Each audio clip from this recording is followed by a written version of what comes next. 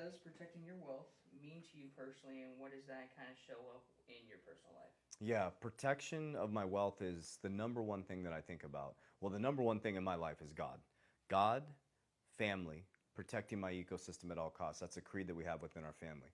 So when I think of God, I think of the biblical portion of King Solomon within the Bible.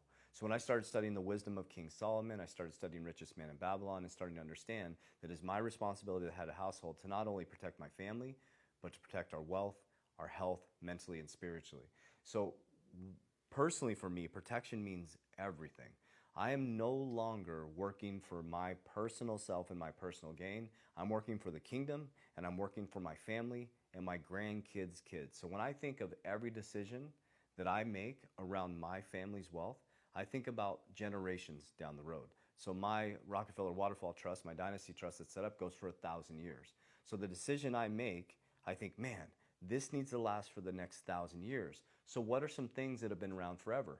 Insurance. The first annuity was in the Roman days. If you look at the bottom of a risk pyramid, it's at the bottom of a risk pyramid.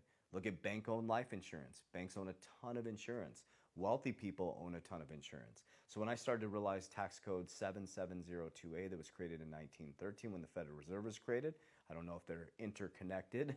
There could be something going on there. But tax code 7702A allows me to borrow against my cash value life insurance tax free.